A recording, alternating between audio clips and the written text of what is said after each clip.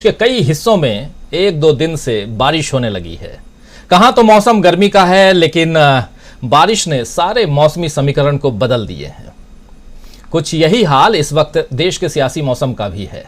कहां तो बीजेपी इस उम्मीद में थी कि राहुल गांधी से माफी मांगों का हल्ला इतना तेज कर देगी कि अदानी मुद्दे पर किए गए सवाल दब जाएंगे, लेकिन बीजेपी की गर्मी पर कांग्रेस ने पलटवार की बारिश कर उसकी रणनीति धो डाली है। राहुल गांधी ने साफ कर दिया है कि सच बोलने के लिए वे माफी नहीं मांगेंगे। मोदी जी तो इस पर अब तक चुप ही हैं, क्योंकि वो कुछ कहेंगे तो फिर उनसे और भी बहुत कुछ कहने की मांग तेज हो जाएगी। मोदी जी कुछ ना बोलें, इसके लिए रोज ही संसद ठप हो रहे हैं। अब तो आलम यह हो गया है कि कुछ समय के लिए संसद ही म्यूट हो गई। लेकिन अब गृह मंत्री अमित शाह ने एक निजी चैनल के कार्यक्रम में कहा है कि दोनों पक्ष अध्यक्ष के सामने बैठें और चर्चा करें। उन्हें 2 कदम आगे आना चाहिए और हम 2 कदम आगे बढ़ेंगे, फिर संसद चलना शुरू हो जाएगी। लेकिन आप बस एक प्रेस कॉन्फ्रेंस करें और कुछ ना करें, ऐसा नहीं हो सकता।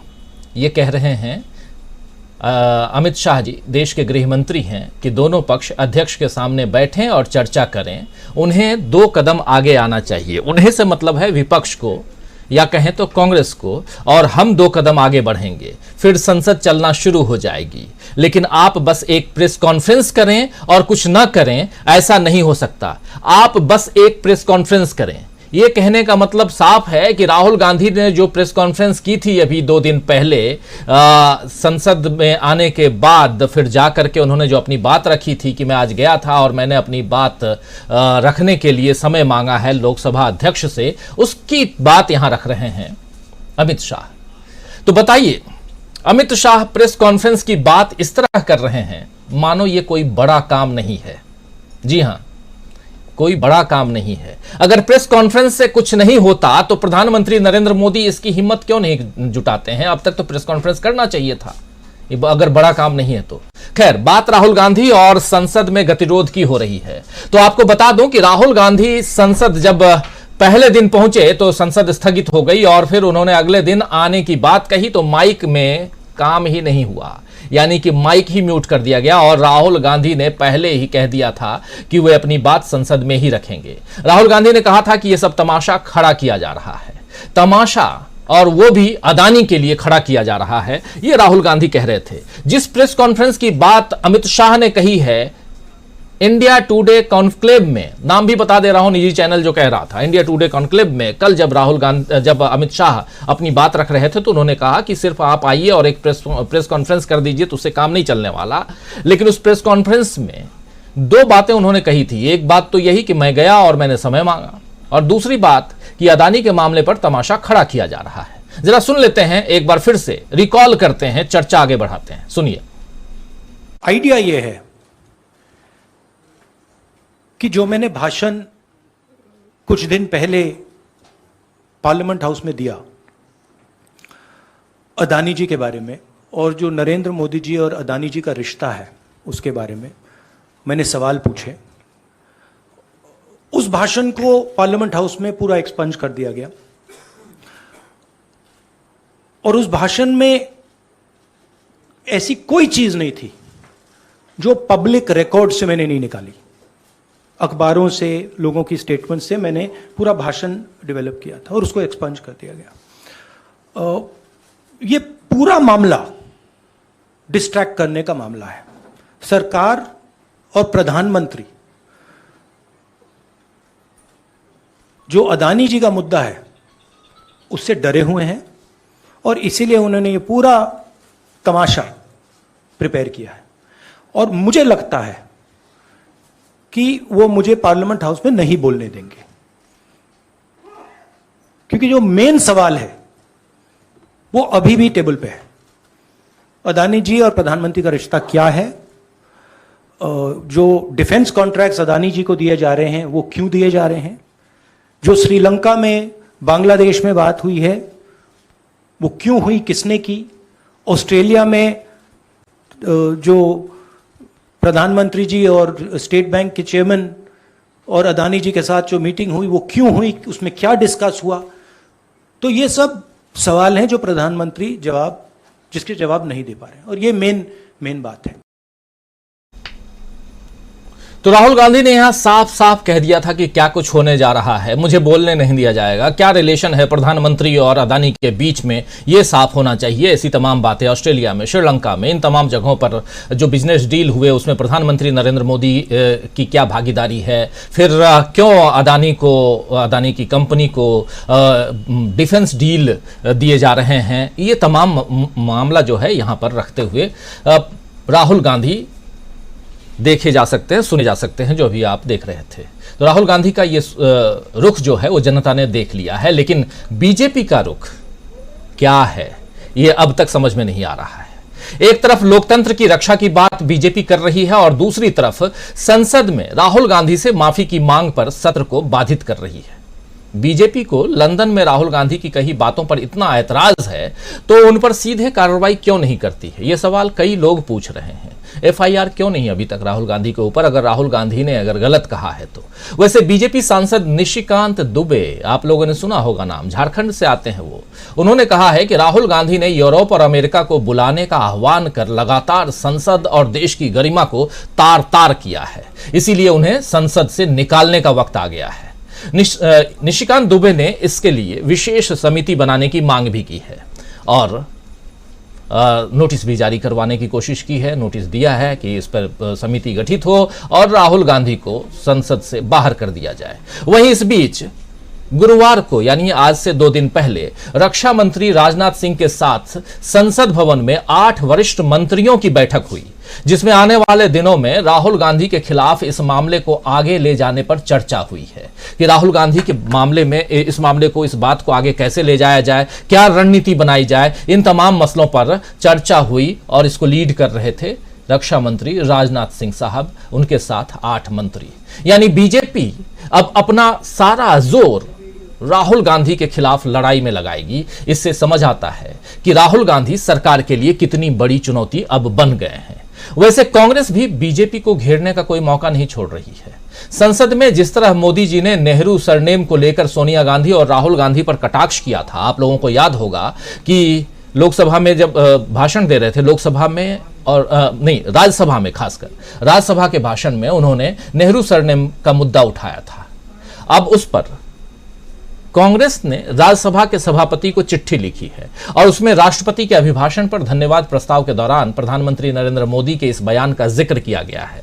कांग्रेस ने उनके इस बयान के आधार पर ही विशेषाधिकार हनन का नोटिस भी भेजा है और आरोप लगाया है कि प्रथम दृष्टया में ही पीएम नरेंद्र मोदी की ये बातें न सिर्फ अपमानजनक थीं, बल्कि नेहरू परिवार के सदस्यों, खासकर सोनिया गांधी और राहुल गांधी, जो कि लोकसभा के सदस्य भी हैं, उनके प्रति असम्मानजनक है और मानहानि वाली थी। तो राहुल गांधी के ब्रिटेन में दिए बयानों से लेकर अदानी मामले पर घिरी हुई मोदी सरकार और इन दोनों के बीच संसद के ठप होने तक सियासत में कई किस्म के तूफान आने वाले वक्त में हम देख सकते हैं या देखने को मिल सकते हैं। लेकिन इस बीच एक तूफान उधर से आया है, जम्मू कश्मीर से। उस तूफान का नाम है, आप लोग सुन चुके होंगे, समझ चुके होंगे, पीएमओ का एक अधिकारी बन करके एक आदमी पहुंचता है, एक बार नहीं, पिछले 5 महीने में 3 बार पहुंचता है और वहां उसको Z+ सुरक्षा भी दी जाती है और उन जगहों पे पहुंचता है वो आदमी जहां सामान्य आदमी, हम और आप नहीं पहुंच सकते। पत्रकार होने के बाद भी कई जगह हम लोग नहीं पहुंच सकते और वहां वो आदमी पहुंचता है। वो गुजरात का है और वो आदमी वहां पहुंचता है और उसे हर तरह की सुरक्षा दी जाती है। ये मामला जब सामने आया तो सरकार से, देश के गृह मंत्री से, देश के प्रधानमंत्री से सवाल पूछा जाना लाजमी है, पूछा जा रहा है। आज इसी पर कांग्रेस ने प्रेस कॉन्फ्रेंस की और कांग्रेस ने पूछा कि जब भारत जोड़ो यात्रा चल रही थी उस वक्त एक आदमी वहां था, वो इन तमाम मसलों पे घूम फिर रहा था, हर तरह की गतिविधियों में शामिल था, आखिर ये क्या है? जरा भारत की सुरक्षा की बात है तो जरा इस सुरक्षा के बारे में भी आप बताइए कि चल क्या रहा है।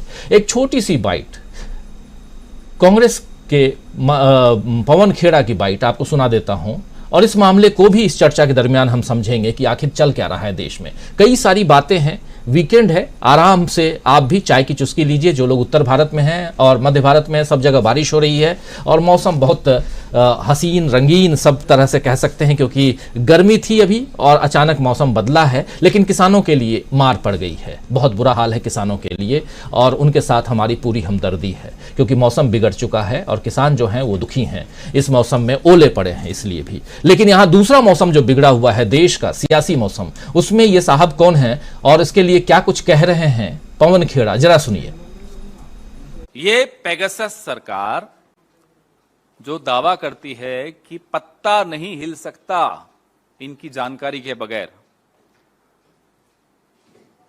उनकी नाक के नीचे कश्मीर में 5 महीने लगातार, अक्टूबर से उसने अपने दौरे शुरू किए और ऐसा नहीं कि छिप के कर रहा था, ट्विटर पे डाल रहा था और इन्हें मालूम नहीं था। हम तो यह भी जानना चाहते हैं, भारत जोड़ो यात्रा, राहुल गांधी इस देश की कांग्रेस पार्टी का सर्वोच्च नेतृत्व और कई दलों का सर्वोच्च नेतृत्व उस वक्त वहीं था। आप के ये साथी कर क्या रहे थे? अगर ये आपके साथी हैं तो कम से कम ये बोलते तो हैं कि आपके हैं। क्या टूल किट है? क्या कुछ करने में नाकामयाब हुआ या कुछ और ही करने गया था? किसने भेजा था? क्यों गया था? ये सब सवाल बहुत आवश्यक हैं, अत्यंत आवश्यक हैं देश की सुरक्षा को लेकर।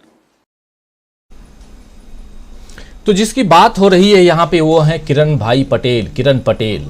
वो पीएमओ का अधिकारी बन के जाता है, Z+ सुरक्षा मिलती है, अपनी पत्नी बच्चों के साथ जाता है और उसके बाद वो न सिर्फ जम्मू कश्मीर की बात है, कई ऐसी तस्वीरें सामने आई हैं जिसमें वो उन सुरक्षा और उन जगहों पे है और बीजेपी के तमाम लोग उसके आगे पीछे घूम रहे हैं या उनके साथ लगे हुए हैं। आखिर ये क्या प्रधानमंत्री के साथ कोई रिलेशन है? क्या गुजरात का होने के कारण ये सुविधाएं मिली हुई थी? बहुत सारी चीजें ये भी हम आज इस चर्चा में समझने की कोशिश करेंगे। तो दोस्तों, आज इसी पर चर्चा करेंगे कि क्या इस बार मोदी लहर और राहुल गांधी की आंधी के बीच मुकाबला होगा और क्या होगा इस मुकाबले का अंजाम? क्या अब तक जो कुछ हो चुका है उसमें बीजेपी बैकफुट पर है? क्या राहुल गांधी ने बांध कर रख दिया है बीजेपी को? बहुत सारे सवाल हैं, इन सवालों का जवाब ढूंढने की कोशिश करते हैं। आइए इस चर्चा को आगे बढ़ाएं और चर्चा आगे बढ़ाएं, लेकिन उससे पहले एक तस्वीर और दिखाना चाहता हूं। कल आपने एक तस्वीर देखी थी संसद में लोकसभा की तस्वीर कि कैसे 11 बजे सदन की शुरुआत होती है, 2, 3, 4, 10 और 22 मिनट के बाद लोकसभा जो है वो एडजर्न नहीं 2 बजे तक के लिए बढ़ा दी जाती है, स्थगित की जाती है। फिर 2 बजे आते हैं आसंदी पर लोकसभा अध्यक्ष और वो कहते हैं कि अब कल के लिए एडजर्न। और यही सब कुछ राज्यसभा में भी चल रहा है। राज्यसभा की तस्वीर भी आपको दिखाना चाहता हूं, सोमवार से लेकर के और गुरुवार तक क्या कुछ हुआ वो जरा देख लीजिए, एक छोटी सी तस्वीर, और फिर आगे बढ़ते हैं। हमारे तमाम साथी जुड़े हुए हैं, उन सब के बीच चलेंगे और चर्चा को आगे बढ़ाएंगे। देखिए जरा।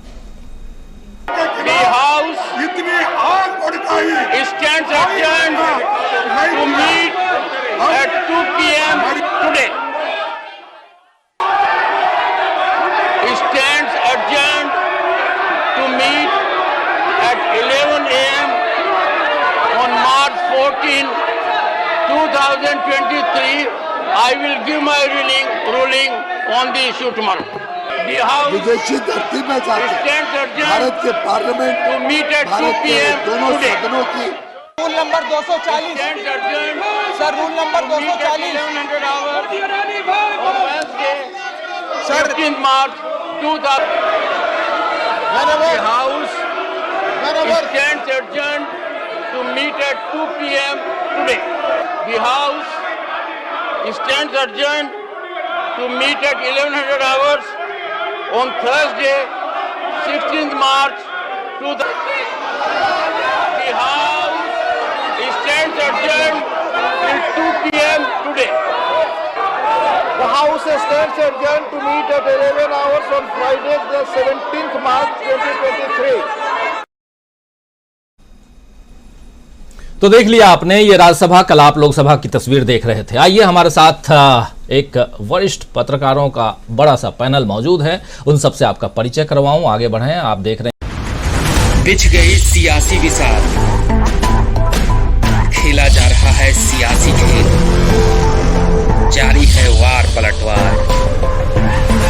शह और मात के खेल में बनाई जा रही है रणनीति, कौन पड़ेगा किस पर भारी, ये कभी भी सिर्फ hastachep.com पर अमलेंदु उपाध्याय के साथ।